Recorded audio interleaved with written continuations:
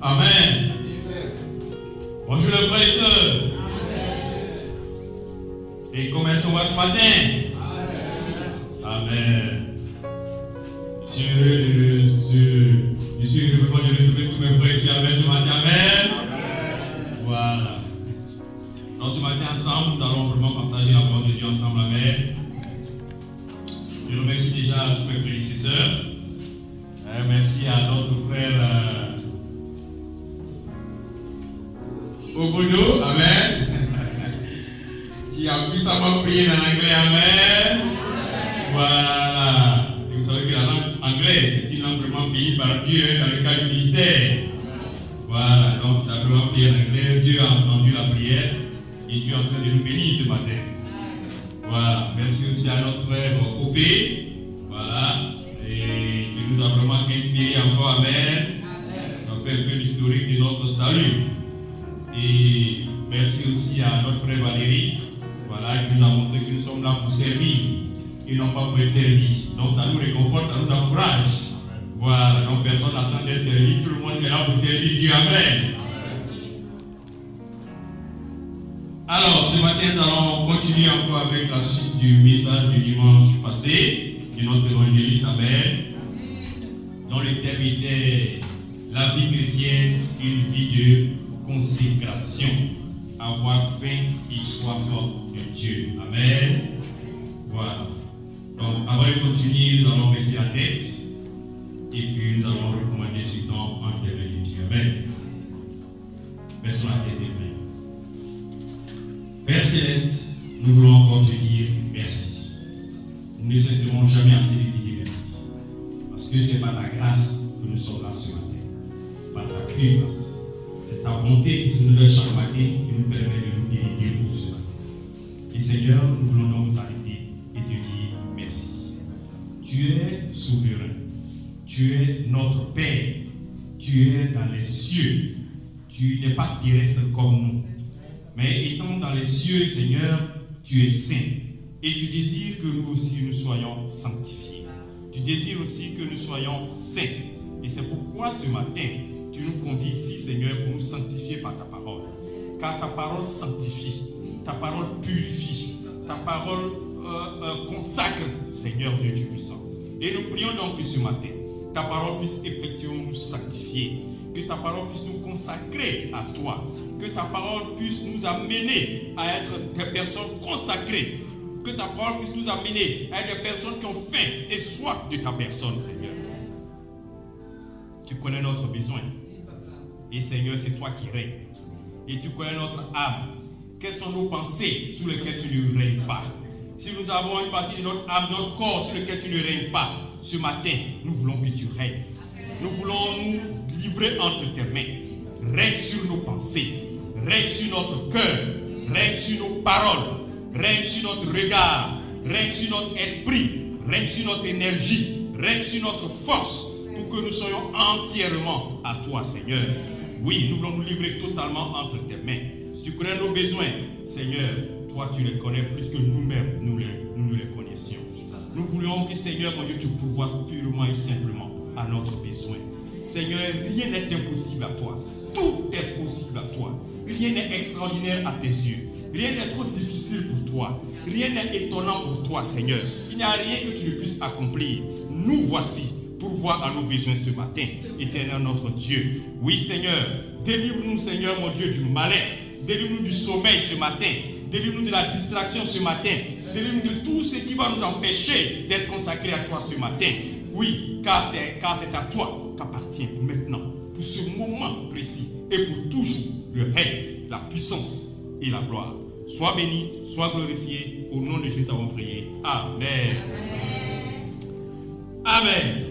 Donc, comme je disais, nous allons continuer avec le même thème. La vie chrétienne, une vie de consécration. Amen. Avoir faim et soif de Dieu. On va dire peut-être deuxième ou troisième partie. Amen. Voilà. Puisqu'on avait déjà eu une première partie à GZ. Ensuite, une seconde partie le dimanche passé ici. Et la troisième partie aujourd'hui. Donc, j'ai le grand honneur de continuer cette troisième partie. Amen. Alors, le dimanche passé, de quoi avons-nous parlé? On va récapituler un peu. Il y avait 3 points donc le dimanche passé. En Jean chapitre 15, nous étions invités à avoir faim et soif de Dieu. Amen. À demeurer attachés quotidiennement à qui? À Jésus, qui est le 7. Voilà. Et nous sommes le sarment. C'est-à-dire que sans Jésus, nous ne pouvons rien faire. Donc nous sommes invités à être des chasseurs de Dieu, des chasseurs de Jésus, à dépendre de Jésus-Christ de Nazareth. Amen. En deuxième point, nous avons vu en Psaume 63, verset 2, la prière de David, la prière du roi David, qui, dans le désert, qui est un endroit difficile, un endroit où nous avons faim facilement, parce qu'il n'y a pas la nourriture dans le désert, un endroit où nous avons soif, parce qu'il fait très chaud dans le désert, mais là, au lieu de réclamer le pain et l'eau normale que nous vivons, David réclamait plutôt Dieu. Et David disait qu'il avait faim et soif de Dieu, au lieu d'avoir faim du pain et de l'eau classique. Donc en plein désert, Dieu aussi peut nous faire un clin d'œil. C'est ce que nous avons appris lorsqu'on le recherche. Donc face à nos besoins physiques, face à nos besoins physiologiques, Dieu nous invite à le chercher. Et même dans la souffrance, même dans le désert. Amen. Et en troisième point, nous avons vu en Matthieu chapitre 5 verset 6, ce passage qui dit que ceux qui ont faim et soif de la justice seront rassasiés. Amen. Donc si nous voulons être rassasiés, nous avons la nécessité d'avoir faim et soif de Dieu. Amen. Voilà. Alors aujourd'hui donc, nous allons continuer toujours sur avoir faim et soif de Dieu. Premier point aujourd'hui, alors, mon premier point c'est intitulé avoir faim et soif de Dieu, un signe de bonne santé spirituelle. Amen. Avoir faim et soif de Dieu, un signe de bonne santé spirituelle. Alors, imaginons que tu te réveilles le matin. En temps normal, lorsqu'on se réveille le matin, on est censé avoir faim. Voilà. Peut-être qu'on n'a pas soif de l'immédiat, mais au moins faim, on est censé avoir faim. N'est-ce pas? Et c'est ce qui est normal. Donc imaginons qu'on se réveille le matin et puis on n'a pas faim. Ça peut arriver peut-être. À midi, on n'a pas faim. Le soir, on n'a pas faim. Est-ce que quelque part, on ne va pas se poser des questions sur notre état de santé? Toute la journée, tu n'as pas du tout soif. Tu n'as ni envie de boire, pas du tout. Vous voyez? Et tu arrives à la maison, ta femme te sert le repas, tu dis non, moi, je n'ai pas faim aujourd'hui. Est-ce qu'elle ne va pas se fâcher d'abord? Ou dire qu'est-ce que tu as mangé dehors et puis tu ne veux pas manger ici? Tu dis non, je n'ai rien mangé du tout. Elle dit non, non, ça c'est pas normal. C'est que là tu es gravement malade même. La situation est grave. Vous voyez? Et parfois c'est comme ça. Le petit déjeuner le matin, tu te réveilles, tu n'as pas envie de manger. On n'a pas envie de manger. Et moi, à l'école, là où est-ce que j'enseigne, il y a un vendeur de café qui est juste devant l'école. Donc, normalement, c'est là-bas que nous prenons notre petit déjeuner le matin. Voilà. Et chaque fois que je vais le matin, généralement, moi, je prends toujours P50 parce que je n'ai pas beaucoup faim. Voilà. Et il s'étonne. Il dit, mais toi, là même, tu as quel problème? Mais tes amis prennent demi-pain, parfois même un pain. Il y en a même qui prennent 2 pains, mais toi tu prends P50. Et chaque fois que je refuse, il me donne demi-pain, mais j'ai du mal à finir. Toi, c'est sûr que toi là, mais tu n'es pas en bonne santé. Est-ce que tu n'as pas coco quelque part là-bas? Et que c'est ce qui fait que parfois on n'a pas fait le matin. Vous voyez? Et il n'a pas tort. Effectivement, je manquais d'appétit parce que je ne me sentais pas bien. Et parfois on peut, oui, et parfois on peut se sentir comme ça aussi. On n'a pas faim de Dieu. Tu te réveilles, tu n'as pas envie de prier. Tu n'as pas envie de lire ta Bible. Ah, tu n'as pas envie de chercher. Tu estimes que ça peut venir après. Ce n'est pas prioritaire. On n'a pas faim de Dieu. C'est que quelque part, regarde bien si tu n'as pas aussi un coco spirituel quelque part là-bas. Vous voyez? Donc, est-ce que tu peux faire 3 jours sans manger? et puis ne pas avoir faim. Et si nous pouvons faire 1 jour, 2 jours, 3 jours sans chercher Dieu, et puis cela ne nous dit rien, c'est que nous sommes malades quelque part spirituellement. C'est que nous sommes malades. Un sarment qui ne réclame pas la sève nourricière du sexe est soit déjà mort ou a perdu totalement la relation avec le sexe. Daniel chapitre 6 verset 10. Daniel chapitre 6 verset 10. Alors nous allons voir l'attitude de Daniel, un homme de Dieu. Daniel chapitre 6 verset 10. Daniel c'est juste après Ézéchiel, je crois bien. Voilà. Après le saut. Daniel chapitre 6 verset 10. Lorsque Daniel sut que le décret était écrit, il se retira dans sa maison, où les fenêtres de la chambre supérieure étaient ouvertes dans la direction de Jérusalem. Et 3 fois le jour, il se mettait à genoux, il priait et il louait son Dieu, comme il le faisait auparavant. Amen. La Bible nous dit ici que Daniel vient 3 fois par jour devant Dieu. 3 fois par jour. Le matin, à midi et le soir. Et ça, c'est ce qu'il avait l'habitude de faire tout le temps. Et c'est ce qu'il faisait auparavant. Alors, il y a des gens qui ont observé ça dans le royaume, dans la cité. Et ils sont allés voir le roi pour dire, voici un homme qui adore son Dieu 3 fois par jour, tout le temps. Ils sont convaincus que c'était une conviction pour Daniel. Ils ont donc pris une décision interdisant toute personne désormais de prier. Et lorsque Daniel a pris cette décision, ce n'était pas son problème. Il allait se mettre à genoux comme d'habitude, comme il avait l'habitude de le faire 3 fois par jour. Amen. Et ici, on remarque bien les 3 fois par jour, c'est un peu comme notre routine quotidienne. N'est-ce pas? D'une manière générale, on aime bien manger 3 fois par jour, lorsque la situation est normale. Matin, midi, et puis le soir. Bon, comme nous sommes en Afrique, il y a une situation exceptionnelle. Je me rappelle, voilà, parfois, lorsqu'on était étudiants, on pouvait faire un coup KO, comme on le dit.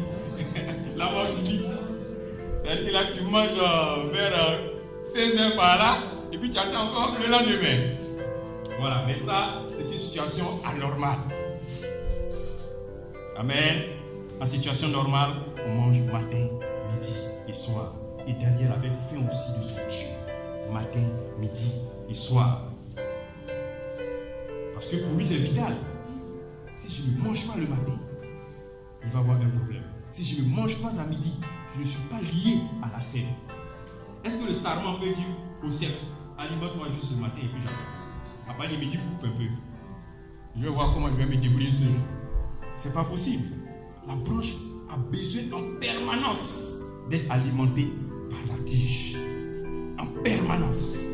Je dis bien en permanence. Et Daniel savait qu'il avait besoin de son Dieu en permanence. Tout le temps. Combien de fois nous prions par jour? Parfois même on a envie de prier pour une année entière. Et si vous pouvez prier pour 1 an d'avance, comme ça je suis libéré, Dieu même sait que j'ai prié d'avance, non? Là comme ça pendant 1 mois ou bien pendant 1 an, je peux aller faire autre chose maintenant. Et ça malheureusement c'est impossible. C'est impossible. J'étais dans le taxi et puis il y avait une dame qui était en train d'appeler sa parente, expliquant une situation qui était un peu compliquée. Il y avait un vieil homme à la maison, chez eux à la maison. Et il était souffrant. Donc on l'a envoyé à l'hôpital. Et le médecin a dit qu'il était mal nourri. Et pourquoi le vieux n'est pas bien nourri? Et eux, ils ont pris la décision en réalité que le vieux doit manger jusqu'à 17h. Après 17h, il ne doit plus manger. Voilà. Donc parce que il doit manger tôt. Donc hôpital à 17h, il ne doit plus manger. Et le vieux était dans cette situation pendant des mois. Donc finalement, il était devenu faible, affaibli, anémié, tout ça. Donc lorsque le médecin a demandé tout ça, il dit, mais qui vous a dit que ça va de 17 h qu'on ne doit plus manger? Et il dit, ah non, mais bon, on a pensé que c'est ce qu'il faut pour sa bonne santé. Mais là, vous êtes en train de tuer le vieux. Il ne mange pas correctement. Nourrissez-le correctement. Donnez-lui à manger. Même si c'est le soir, à quelle heure qu'il a faim, donnez-lui à manger. Vous voyez? Et si nous ne nous nourrissons pas comme ça, c'est la même chose. L'anémie arrive. On manque de sang spirituel. Et nous tombons malades spirituellement.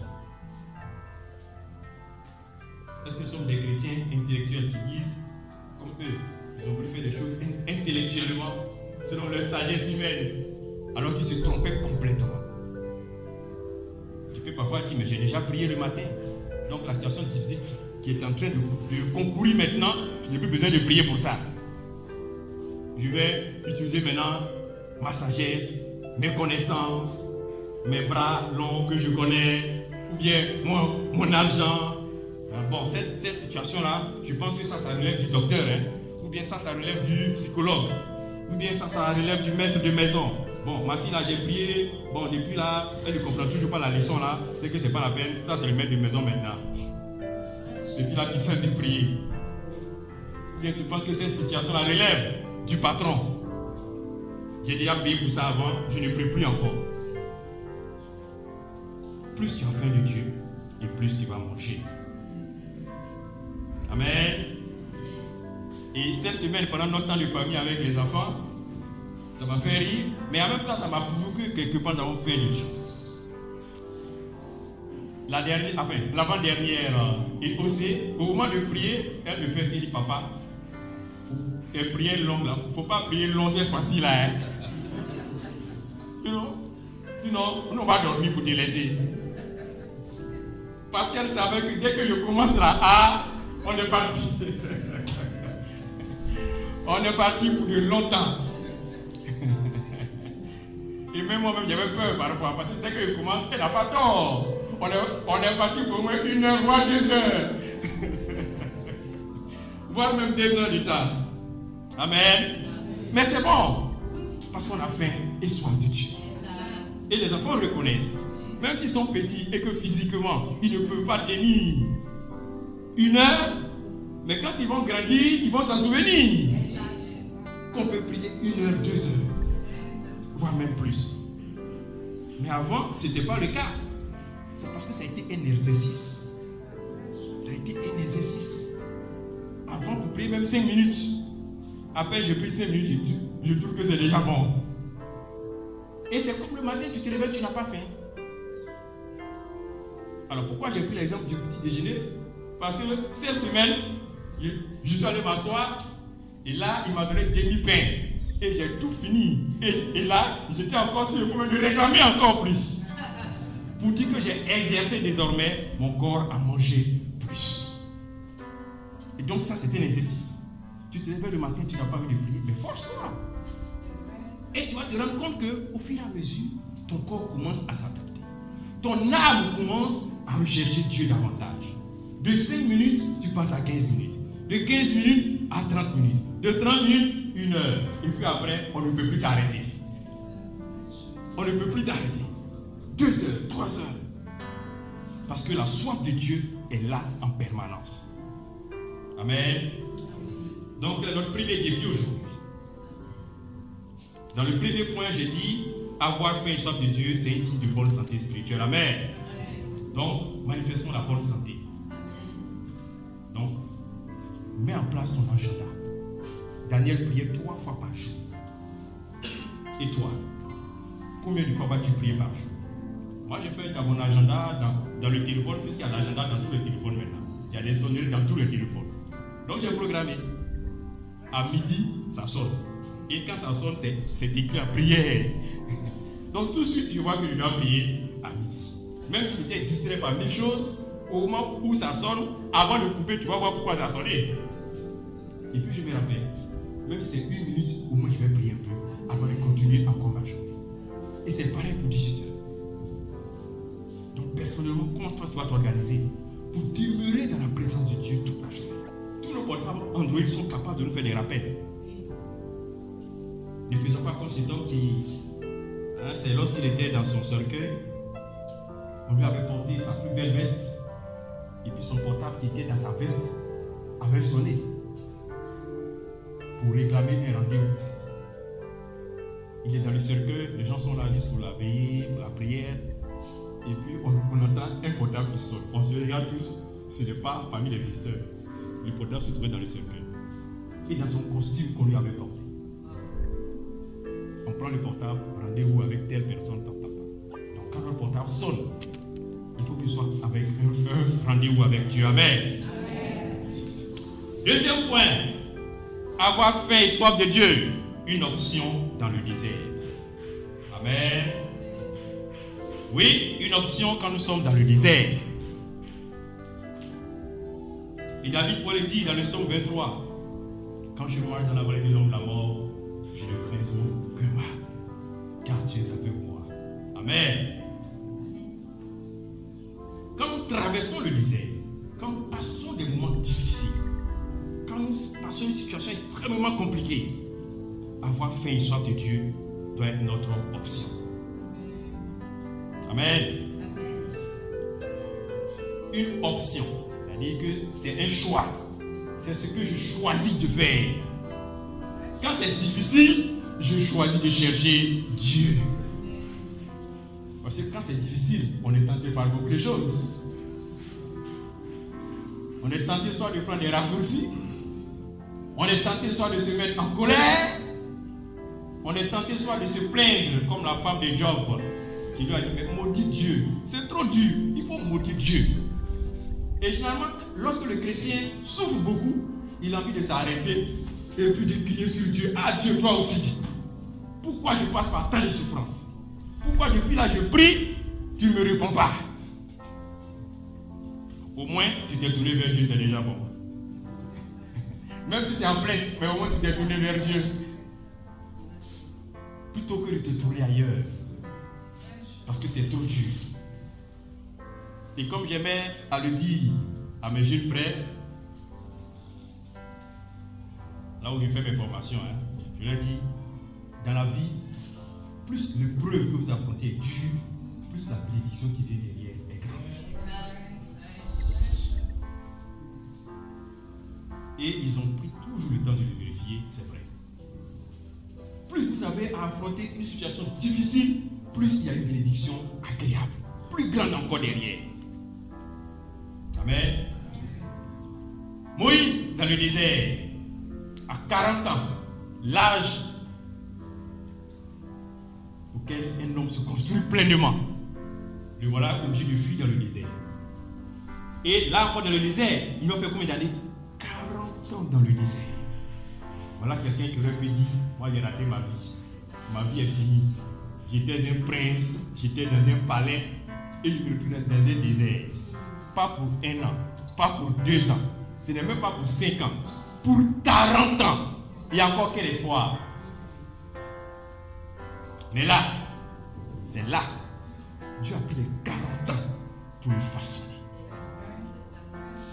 40 ans pour le façonner. Et ce, dans le désert. Aujourd'hui, en Israël, c'est l'homme le plus célèbre. Les Juifs, l'histoire de Moïse. Ah non, il n'y a pas plus grand que Moïse en Israël. Mais regardez la durée, tout le temps que Dieu a pris pour les façonner. 40 ans. Et c'est là, dans un buisson, que Dieu lui a parlé. Amen. Amen. Jésus aussi a été conduit dans le désert, juste après son baptême, pour être tenté. Et quand nous allons dans le désert, nous sommes tentés. C'est difficile. Satan te tente. Satan l'a tenté. Sur d'abord la faim.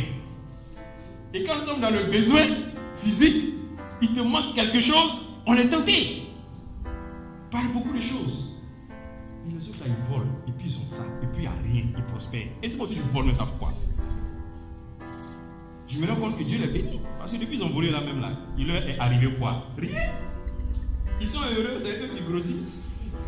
Donc, on est aussi tenté de faire. Et là tu dis, mais bon, moi je suis intègre, depuis que je suis intègre là même, j'ai gagné quoi dedans même? Et on est tenté de faire comme les autres. Fortement tenté même. Et Satan te tente aussi sur l'adoration. Tu me adore-moi. Si tu m'adores, je te donne tout ça. C'est ce qu'il a dit à Jésus. Dans le désert, quand nous sommes dans le besoin. Et un être humain, les hommes, généralement, sont toujours tentés par ce qu'on appelle le pouvoir. On veut dominer aussi. On veut paraître. On veut pouvoir contrôler aussi. Et donc pour ça, si je dois passer à gauche ou bien à droite pour ça, on est prêt. Pour qu'on parle bien de moi aussi quelque part.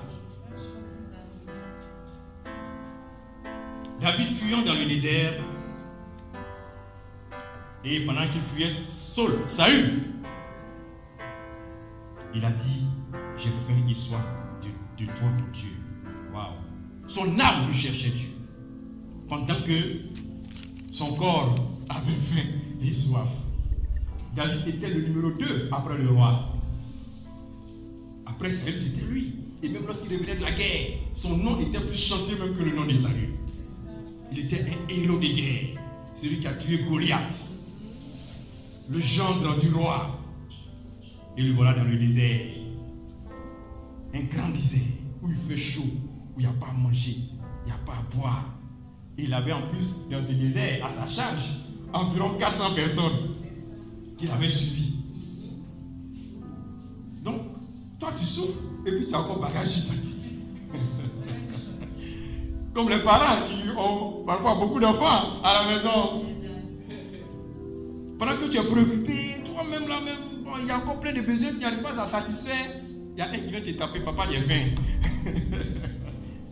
Ainsi de suite.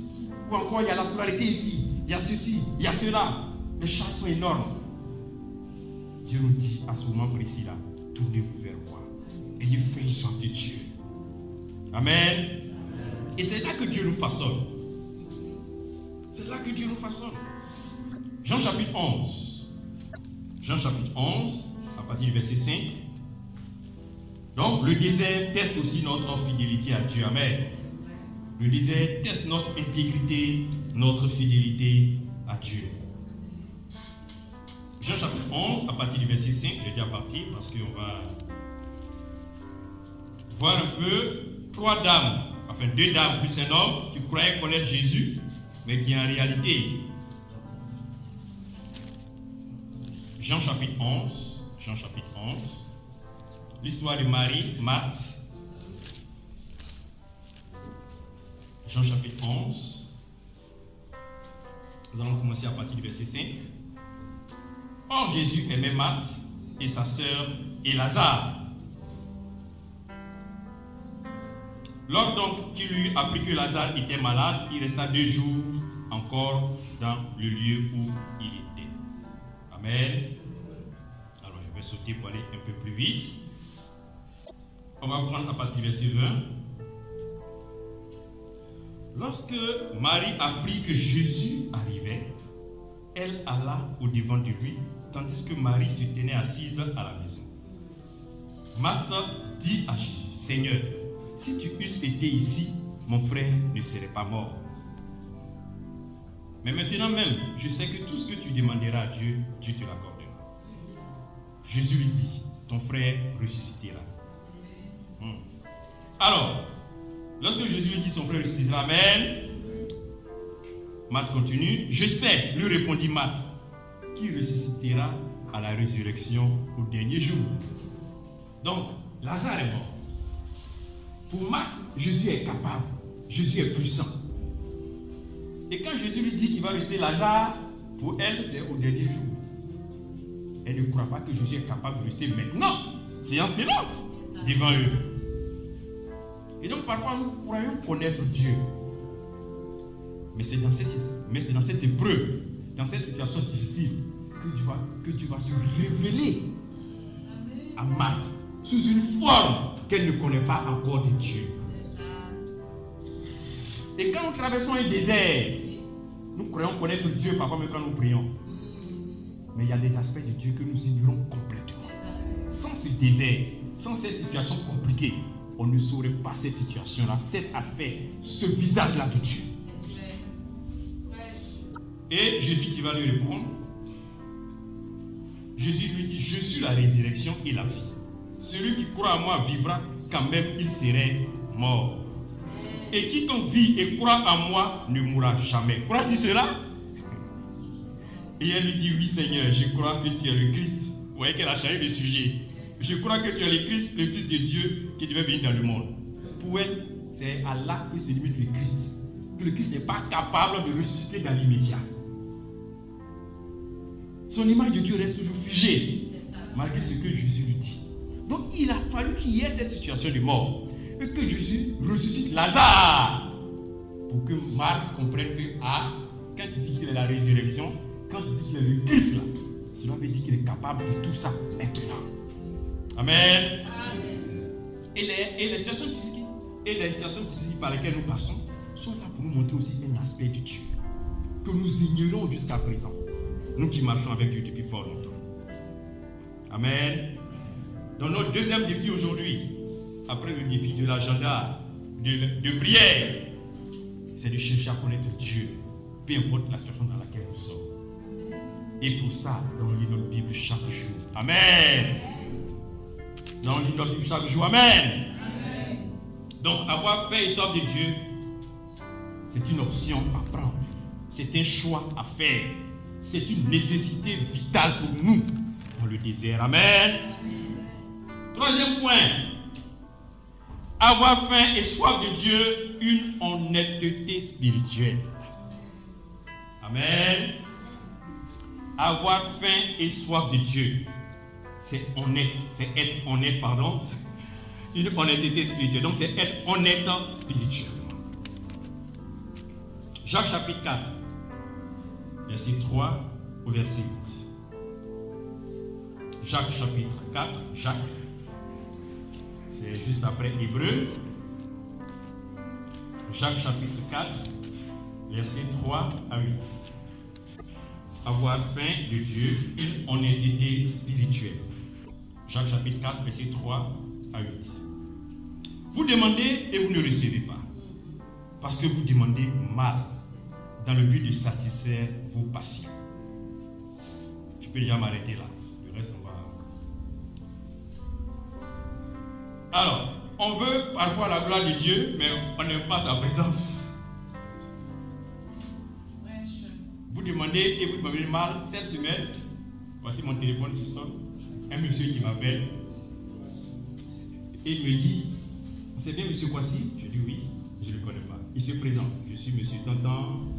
Je vous appelle. J'ai votre numéro par le biais de telle personne. J'ai dit oui, je le connais. C'est lui qui m'a passé votre numéro. Je veux créer mon école et comme j'ai besoin d'un CV, donc je veux votre diplôme légalisé.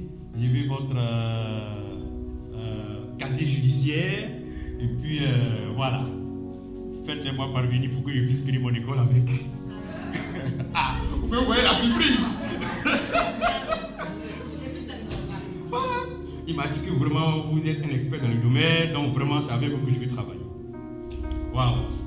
Vous voyez non? Quelqu'un qui ne me connaît pas et qui me demande quelque chose. Et en plus la manière. Bon, est-ce que franchement je peux accéder à cette requête?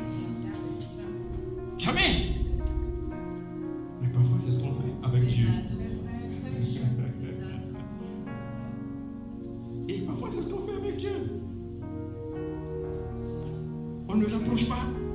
On ne connaît pas ces aspects. On l'oublie et puis dès que ça change, Dieu, pardon, Dieu vient du temps.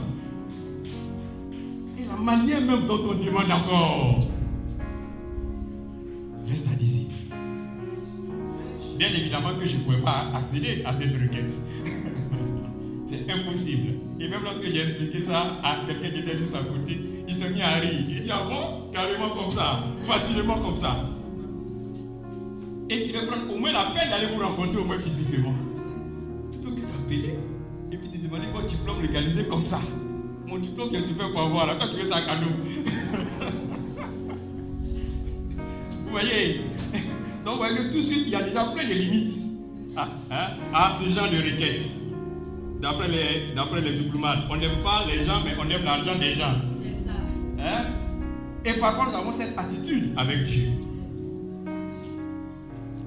Et ici, au verset 4, nous allons continuer.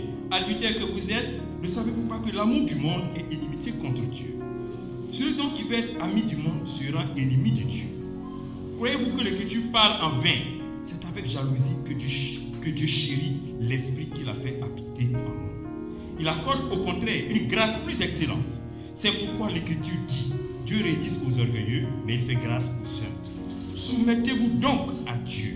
Résistez au diable et il fuira loin de vous. Au verset 8, approchez-vous de Dieu et il s'approchera de vous. Amen. Nettoyez vous-mêmes, pécheurs, purifiez vos cœurs, hommes irrésolus. Amen. Donc Dieu veut qu'on le cherche. Dieu veut qu'on s'approche de lui. Quand nous sommes proches de lui, alors lui aussi sera proche de nous.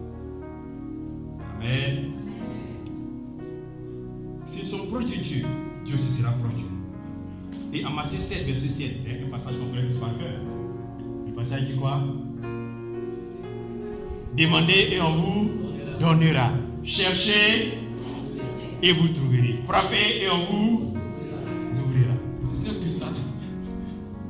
Amen. Si on cherche Dieu, on va le trouver. À tous les coups. Dieu ne se cache pas. Il est là. Il ne se cache pas.